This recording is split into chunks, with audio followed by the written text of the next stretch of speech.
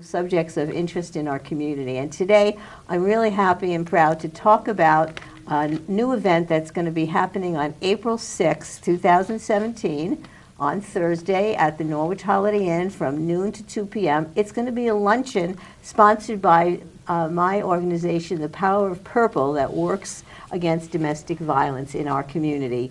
And this luncheon is going to be special and somewhat different. You know, last year we featured the power of art in healing and in talking to people who are suffering with the trauma of domestic violence. This year, we're turning to literature in a very interesting way, and we have the honor of having one of the best-selling New York Times authors as our guest. Can you put the poster up again so we can see the luncheon poster and the photograph of Tripp, who is the author of a book called Georgia. And every person that attends our luncheon on April 6th will get a signed copy of the book, Georgia, which she has written, and they will have an opportunity to meet with the author and to have her write a personal note in the signed book. And we're so looking forward to that. This is a little departure from what we do, but we think we're going to make a connection between what's in that novel by Tripp and our work in Power of Purple, which is empowering men, women, and children to overcome the trauma of domestic violence and abuse. So let me introduce the great people we have today who are going to help me talk about this and understand it. First, we have Elissa England, who is the event coordinator of Bank Square Books in Mystic. Hi. Hi, good evening. And Elissa works for this book company, and they're partnering with us in letting us get the books and also in helping us have Tripp as our special guest speaker. So thank you so much for that. Yeah, thank you. And also we have Annie Philbrick, who owns Bank Square Books and was, of course, instrumental in helping us get this. How long have you had this bookstore? Since 2006. And it's in Mystic? It's in Mystic. And what's the address so people will go there? 53 West Main Street, right in the heart of downtown Mystic, on the Groton side, right across the street from Mystic Pizza. Okay, excellent. And thank you so much for helping us develop this program with your help and getting getting the author to we come. love partnerships. That's really great. And then we have Carol Curland, who's the president of Hadassah, who's one of the sponsoring organizations and part of our Power of Purple community partner organization. Good evening, Carol. Good evening. And Carol, you know that several years ago, Hadassah founded the Power of Purple to bring education and awareness to the community on the issue of domestic violence, and we put in many programs, and this is our luncheon. Tell us why Hadassah, that you're the president of our local chapter, why Hadassah got involved in this issue. I think Hadassah had an interest in women and supporting women, and you know, Safe Futures turned out to be a place where women were struggling and looking for independence, and we wanted to support them in any way that we could. And so by collaborating with Safe Futures, we become stronger and they've become stronger, and we've been able to really reach out and help. And the Power of Purple is interested in awareness, education, and action, because we know that the more people in a community who understand the problems of domestic violence, who learn about it, who can take action by reaching out to others that they see in pain, by helping them, by giving them the number 860-701-6000, which is the hotline, which anybody who is listening to this program and watching us must call if they want answers to their questions about what do I do if I or a member of my family or a neighbor or a friend has a problem that I think is involved with domestic violence. Call that hotline number. So let's start with the book people who tell us, first of all, who is Tripp? She's going to be our special guest. Who is she? So Tripp is an author of 4 novels. She lives in Massachusetts with her family, her husband and 2 sons. She graduated magna cum laude from Harvard, and Georgia is really her breakout novel. And I know her personally as a friend, and she's just a wonderful, wonderful, warm, engaging person and author, and a wonderful speaker. Okay, when you say breakout, it's gotten great reviews. It's gotten great reviews from all different types of magazines and newspapers, and it was a runner-up for the New England Book Award for fiction. I personally loved it. I read it very early on and sent in, quotes to the publishers, and I think it's just fabulous. Okay, so Annie, tell us what Georgia means. The name of the book is Georgia. Mm-hmm. What is Georgia? Who is Georgia? Well, it's an interesting fictionalized take on the life of Georgia O'Keeffe. Who is Georgia O'Keeffe? Who is Georgia O'Keeffe? What is her art? What does it mean both in modern times and then also kind of like based off of her letters were released 25 years after her death. And so a lot more insight has been given. When did she live? She goes back to? She died in the 80s, I think. And this book covers the period pretty much when she lived in New England with Alfred Stieglitz, the photographer from 1916 to 1933. Exactly. She was young in New York and up at Lake George. Right. So we have to look at what the art world was like back then in 1915, 16, 17, when she was just coming into her own, right? Mm-hmm. And what kind of art did she do? Well, she's most well known for her flower paintings. I think that's the one when you think about it. There's these kind of graphic, very close-up depictions of flowers. But she's also really a beautiful painter of abstract work. She did some city scenes, a lot of stuff that people aren't as aware of. And I think that's one of the things that was interesting for me in reading this book is kind of being exposed to a lot of the pieces that she did that I didn't know about. Can we put up some of the images of some of the works that Georgia O'Keeffe did? Now that's called Blue Lines, and let's leave that on the screen for a second. That was one of the first works that she did, isn't that right? Mm-hmm. Mm-hmm. And this was something that caught the eye of Alfred Stieglitz. And who was he? Who was Alfred Stieglitz? Was a photographer and also an artist himself in New York City.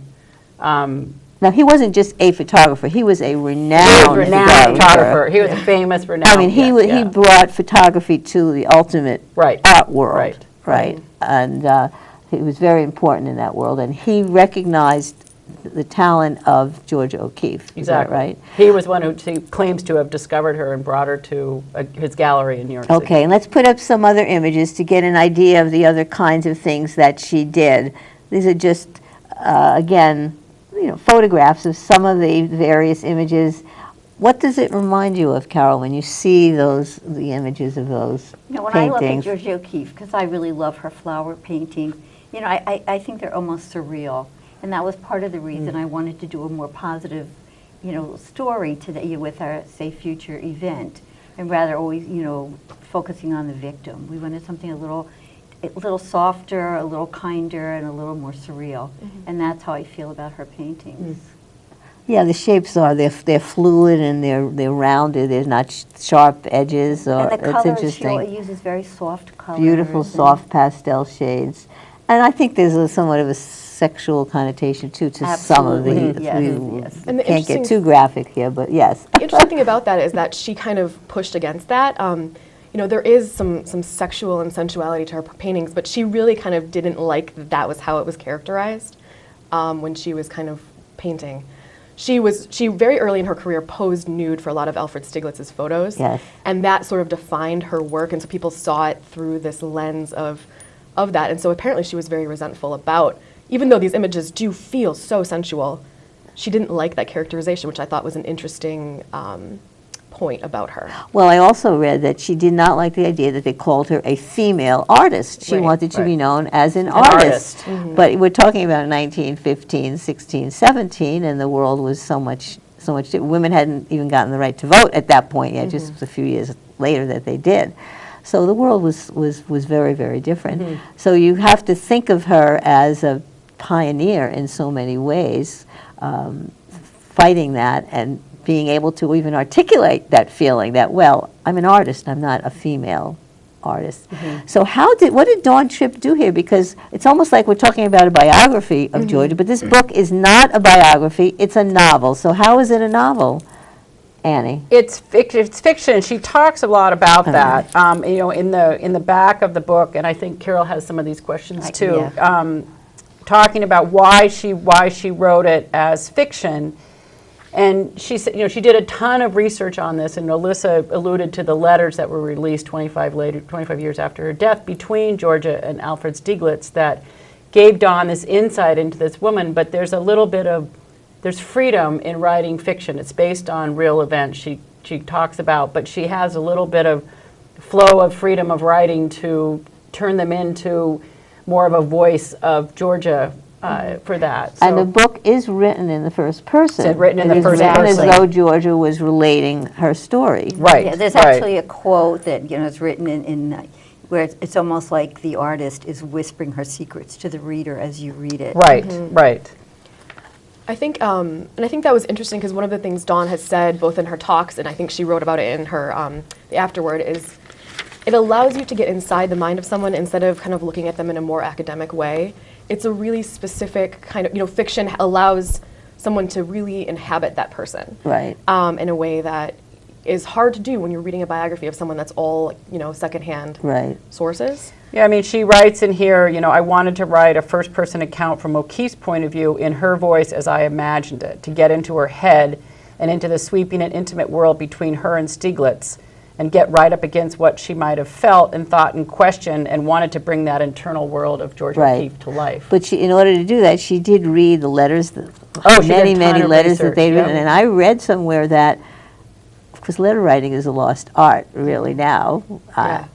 And I read that some of their letters were 40 pages long that they wrote to each other. Did you? That's amazing. And they were very to me. passionate and Yeah. beautiful. So now let's step back and relate it to our work at the Power Purple and what we want people coming to this luncheon to feel and to take out of this. Hopefully they'll go home and read the book after they meet her and we talk about it. But so here are the issues. So we deal in Safe Futures and the Power of Purple with people in crisis who are abuse victims of domestic violence, rape, dating violence, teenagers, young kids seeing their parents or their mother and significant other involved in a domestic violence episode. And this can stain them and damage them for life, for all their relationships going forward. And there is, in this book, we talk about Georgia O'Keeffe and her relationship with Alfred Stieglitz. And where is the line between an obsessive, sensual, love, romantic relationship that you start out in the beginning, and when does it cross the line into abuse, where you lose yourself? How far do you go in a relationship to lose yourself, to subsume yourself in another where you're not there, and with that balance? You know where I'm getting at? This is the dilemma that I see as I haven't finished the book, and I'm glad because I wanted to get your views on it, but this is what I'm seeing as I'm going through this book. So let's talk about that. When she first met Stieglitz, was he abusive to her? Was he her mentor? Was he her lover? Was he her harasser? What was their relationship? Well, I think he was all of those things, to tell you the truth. Because they also, I think there's even one of the reviews said that she was his mistress. I think the book is just brilliantly written, and it talks about her love and her talent, and also between herself and others, and between the love and the necessity to break free of it. So obviously that relationship got so far out of control that she herself wasn't happy anymore. She wasn't happy with the way she was represented in the nude photos. And that's just, she had the need to break free. And obviously he must have been possessive and domineering. And that was the beauty of the book, that you could see something much deeper than just the story of the artist. Well, when she was able to break free, what did she do? She went to New Mexico. She created her whole new life, whole new life there. And this is the kind of thing that we want the people that we deal with at Safe Futures and through the Power of Purple to get the self-knowledge and awareness and ability to break free from relationships that are all-encompassing, that are all dominating, that are unhealthy for our own individual psyche. But I still always like to hone in on that question. When does that fantastic love affair that starts out in the beginning, they were obsessed with each other, how does that devolve into a situation where how did she come up with the realization that, hey, wait a minute, this is not good, this is not good, this is not healthy for me? How does that develop? Is that what Dawn Tripp is doing in this book? I think that's definitely what she's doing, because actually Dawn Tripp's quote is O'Keeffe's fierce spirit and her determination to build a life on her own terms, and the sacrifices that she makes for the sake of her art remain the most inspiring aspects of her story. But there does come a certain point when the damage between them has exacted so much that she owned her own role. And she realizes that what he's doing is not what he's doing, but what she's allowing him to do. And once she realized that, she knew it was time to break free. And that's what we hear about the paintings, that even you didn't know throughout the relationship how uncomfortable she was with that, but she allowed that to be done to herself. And it wasn't until much later, when the relationship really, went more negative, that she said, I have to make a break. Yeah, but yet she did. How do you balance when she did owe him so much for mentoring her, for bringing her into the art world, for exposing her to the viewing public, right? I mean, but maybe she wanted her own identity and her own freedom. Well, and I think in the book, some of that began when they were at Lake George with his family, and she took small steps, and she had a little cabin or outside the main family house where she could go paint on her own. So it was like that only the little children were allowed to come visit her up there or something. And I think that she was beginning to realize that she was just being smothered under this man and this family, and she needed to take these steps to break away. And I think that little house at Lake George was one of the first steps that she took to get her to New Mexico. However, maybe it was only 50 feet away from the main house, but I think it was... Because she wasn't happy with that whole situation where they had to move out and moved in with the family. Exactly. She objected to that, And then, of course, in the beginning, he was a married man. He had a daughter who had some emotional problems, didn't she? How did she handle that as a woman? How did she justify to herself her going headlong, almost irrationally, into this obsessive romance with this man who was much older than she, too, right? He was like in his 50s, and she was in her, late 20s or something like that when they met. How did she deal with that issue? I think the power of their relationship sort of overcame all that.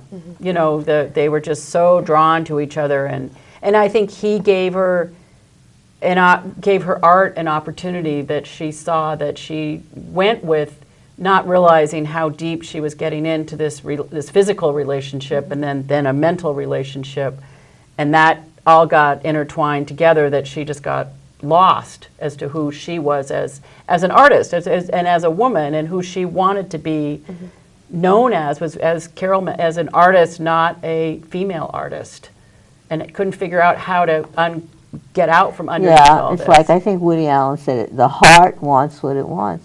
Right. Right. And I think that a lot of relationships are like that. If somebody has been so good to you and given you so much, it's hard to walk away from that, even though you know it's destructive for you. Right. And I think that's how she felt eventually. And the interesting thing about this book is that I think it's not a black and white relationship. It's not like you read a novel where it's a really overtly abusive relationship and you're like, you need to get out. Right. There was so much collaboration between them. They did have this creative energy. And there was a point where, yes, he wasn't great to her, but he was also, there were complicated things. He was threatened by her success suddenly. She was outshadowing him sometimes. He didn't want her to change what she was doing and explore and do her own thing. And I think that that's an interesting thing, is that it's not necessarily so black and white when a relationship isn't right. Well, is any relationship? No, I was going to say relationship.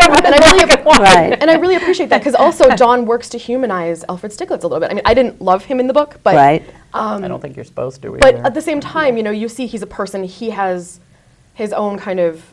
I think that's why this book works, is because you see two sides to this very flawed relationship, but you realize that they're so entangled. They're professionally, enmeshed, and they're both artists, and they just have this very interesting relationship that eventually, Georgia realizes is just not it's not right for her. And it's Of course, not they working do for get her. married. Right. They right. are, they are husband and wife. But again, all the same issues happen in our lives. We're wives, we're professionals, we have a career, we have work we love, that we have passion for, we have children. So that's another interesting part here. The whole idea of finding that balance between your obsessive romantic love, the career that you want to do, the art that you want to make if you're an artist, and maybe having children. And this, I think, is critical. She wanted to have children, didn't she? She did want Didn't children. she? And what happened with that? What happened? I'll tell you. I read this. I read this in the book. He tells her, in order to make the art you need to give yourself completely to it. A child would dismantle that. And I was shocked to read that, but I guess not for 1920s or 30s, whenever it happened, because how come he could have kids? He had a daughter. She's a woman in a man's world. Exactly. At that Yeah. time. So And that kind of says it all.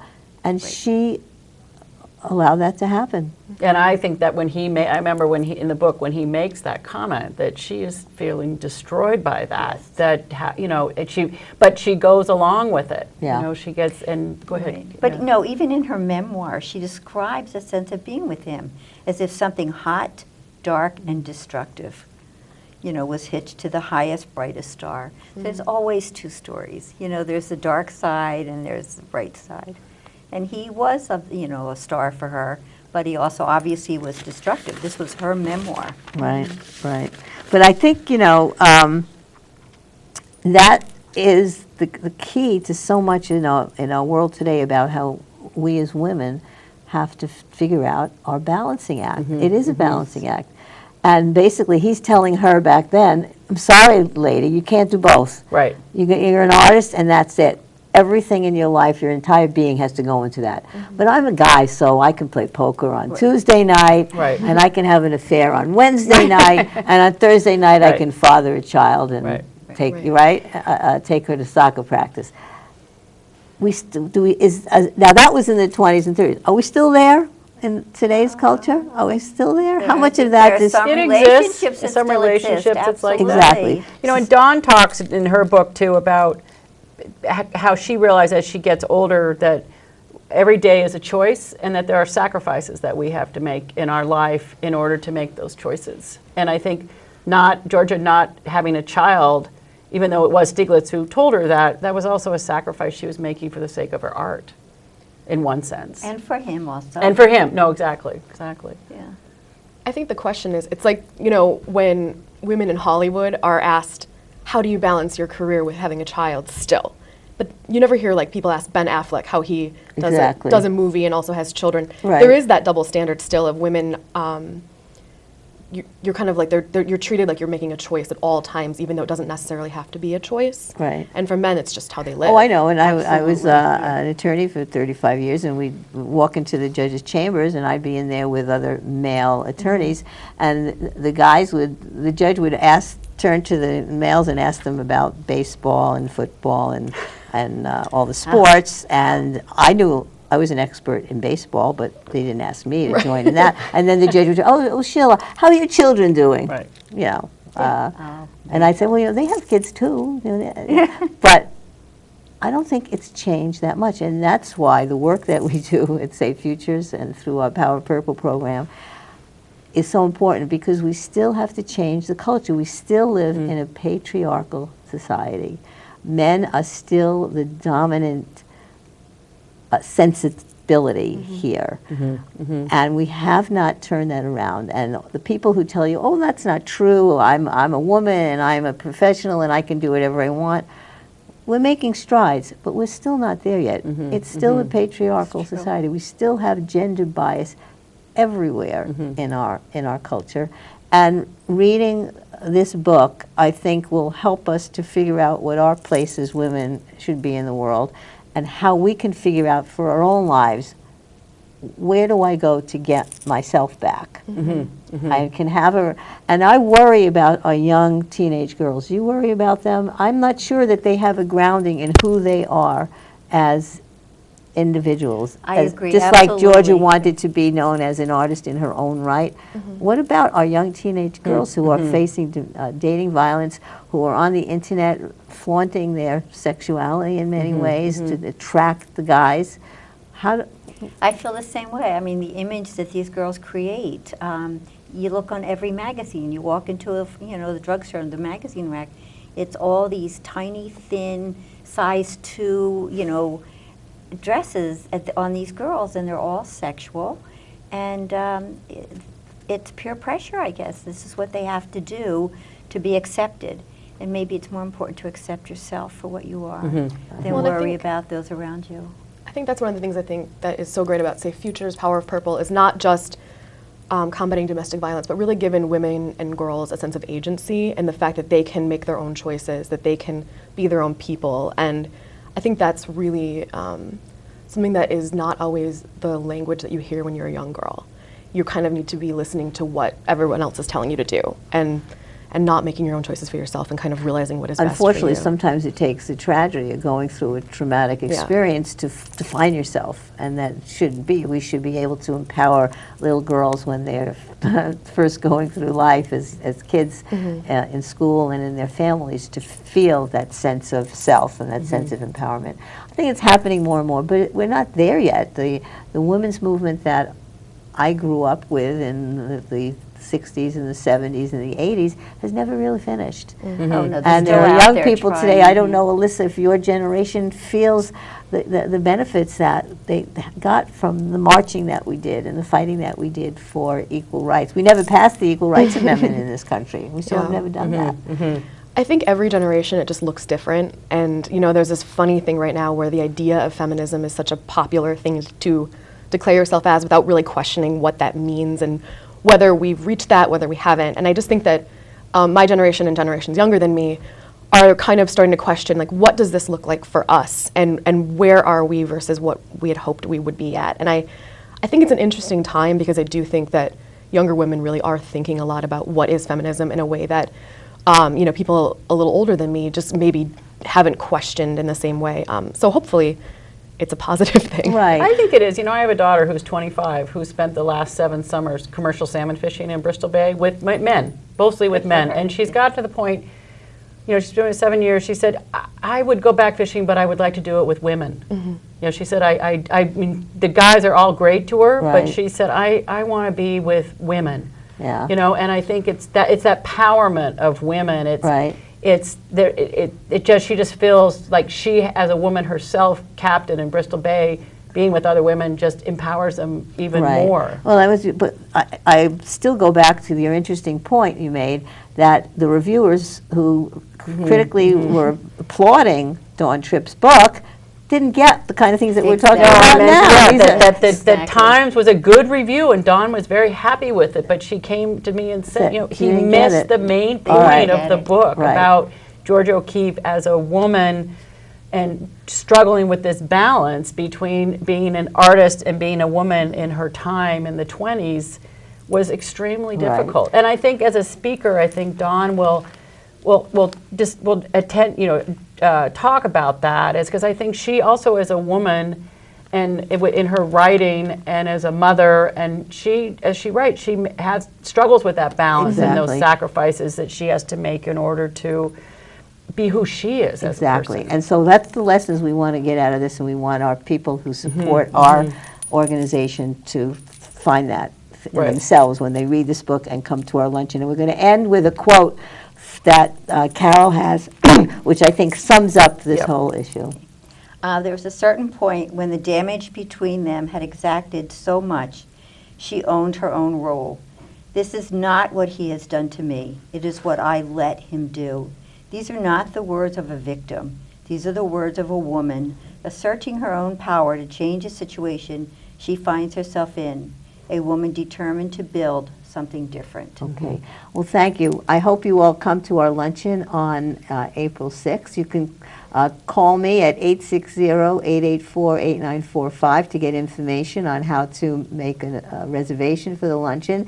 And we look forward to seeing you and having you learn more about what we do in this community against domestic violence and for empowering women to be active in their lives and to balance their lives the way they want to.